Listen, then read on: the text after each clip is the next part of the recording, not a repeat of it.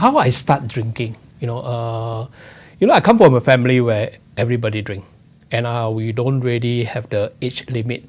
What year, what age you can drink. So as long as you can pick up the glass, you can drink. So, I had my first taste of alcohol, I think it's around 5 or 6 years old. My drinking started when I was in my 15 or 16 years old. I can't remember, but, school days, where I used to smuggle those gins or Bacardi, in a cold mixture bottles, to school. And then I'll add into my Coke or whatever things just to drink, And it get worse in my army day because, beer was quite cheap. So I drink more. But, I don't seem to have any problem with drinking. As, usually I will drink a lot and I will just fall asleep. And this happened until one day in the army days. I remember that night I was drinking heavily. The next day I was not in a very good mood, and one of my so-called army mates, said something, comment something which I don't like it, and I pick up a glass and I throw at him. And he have a cut in the head, and that is the times where I know that something is not right with me. There's some changes in me that, I'm not a violent person by nature. I used to be very shy. I used to be like, very timid. There's a lot of things I dare not do. Even talk to girl, I dare not talk to any girl. But when I drink, I'm a different person. So, maybe I like the effect. Maybe I like that, hey, I'm somebody that dare to throw glasses at somebody. That, now I'm a different person. And I began to act more on this. After my army days, I go out to work, I drink, and then I will start to pick up fight.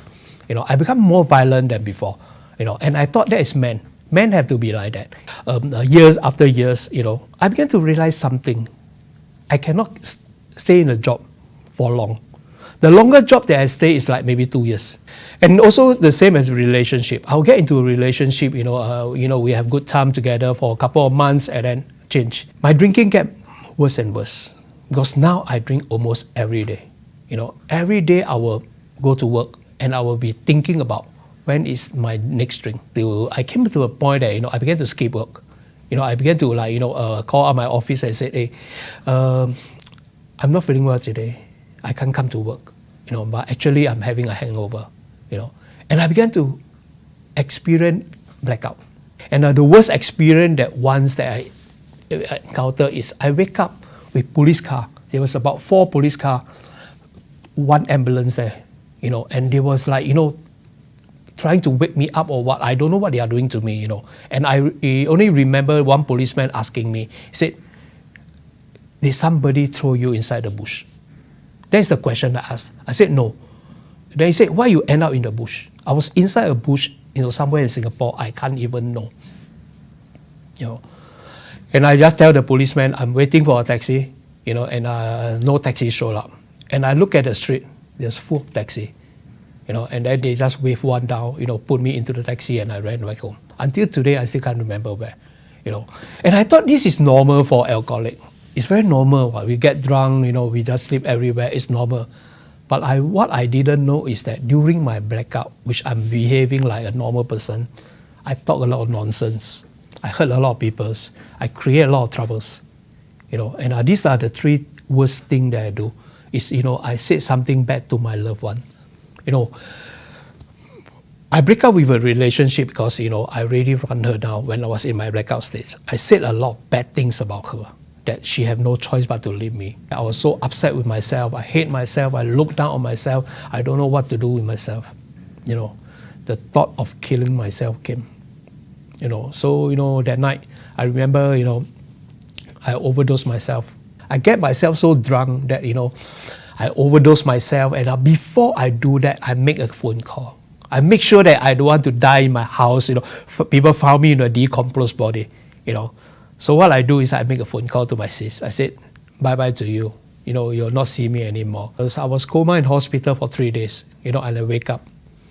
And I got all the attention from, everybody. Everybody was around my, hospital bed. Okay, less than 2 months later, I get upset again with myself. I did it again.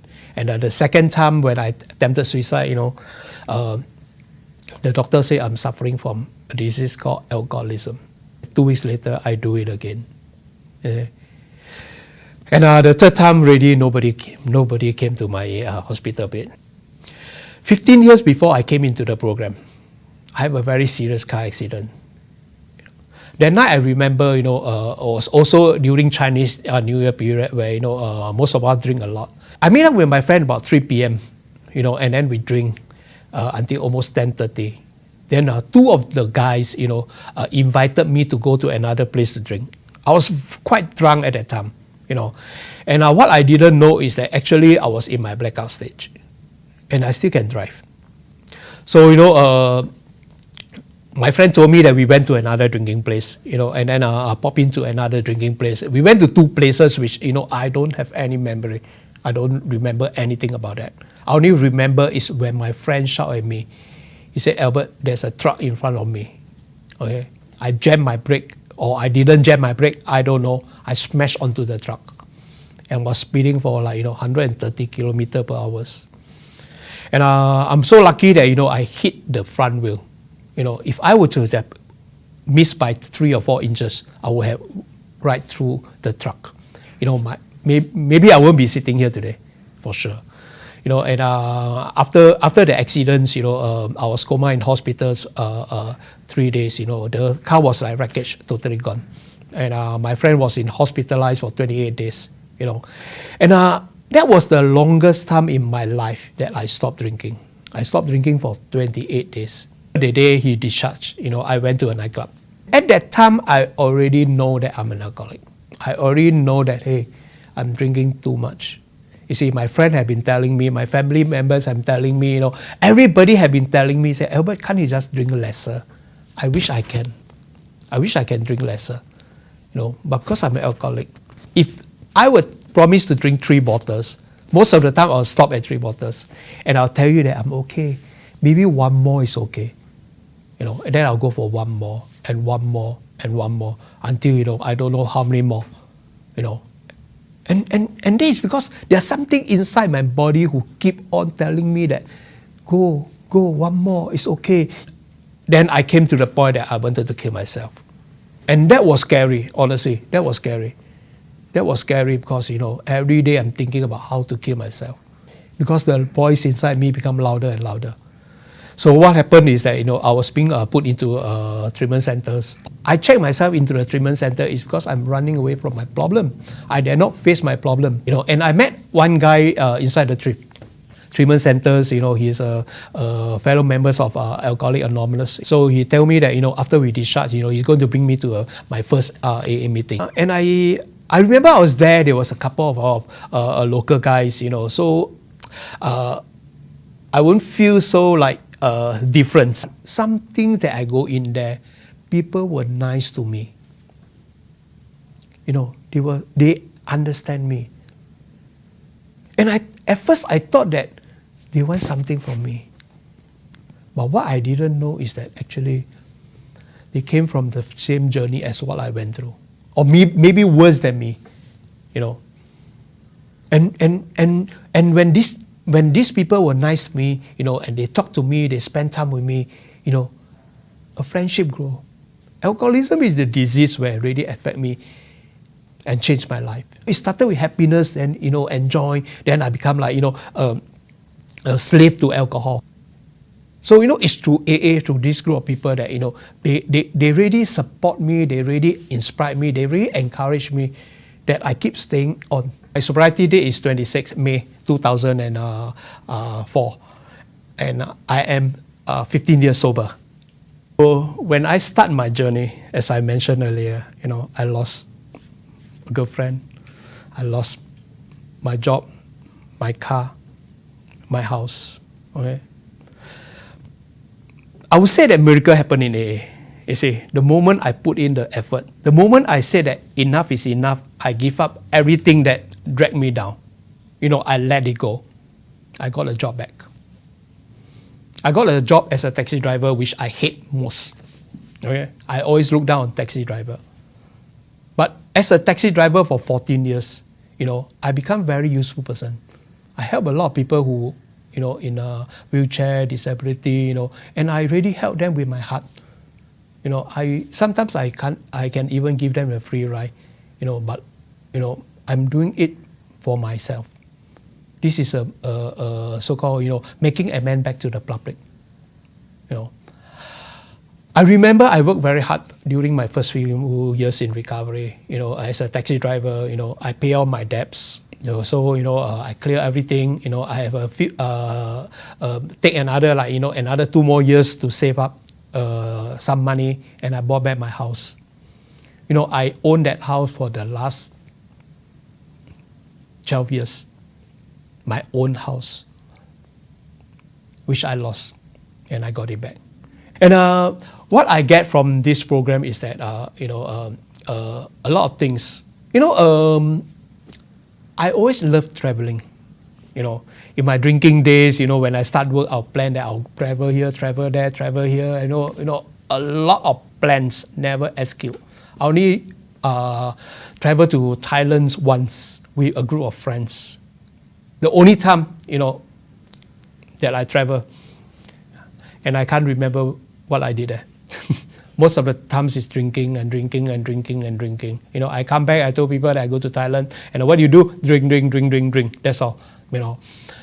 But in recovery, I have so many opportunity to fly, to travel. And this is the benefit of staying sober, that I can do a lot of good things for myself. For myself. It's not easy. It's not easy. I know a lot of fellow members ask me that, hey, Albert, you're working 3 days a week. How come you can still travel? I said, today, I know what is enough. I don't need a lot of money. I used to earn a few more times than what I'm earning now. But my account is always zero. Today, I don't have to worry. My bill is being settled, I don't owe any bank money, I don't, my house installment was paid on time, and I still have some cash in my bank. Anytime, that I need money, there's some cash there for me, and I can use that to travel, just for a short break, because I love myself today.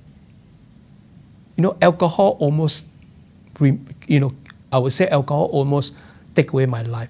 AA give me back my life. Best thing I would say that what AA have do to me is that I gained the trust of my family.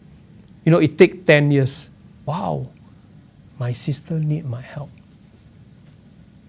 This is something that I've been waiting for a long time. That somebody trusts me and come me for help. One alcoholic helping another alcoholic is the most important thing. Because doctor can't understand me. Doctors can only tell me that what I'm suffering from. I'm suffering from alcoholism. So what's the help that I'm going to help? I need somebody who can really understand me. My family members can't understand me. Even my loved one, people who be with me for many years, they can never understand my disease.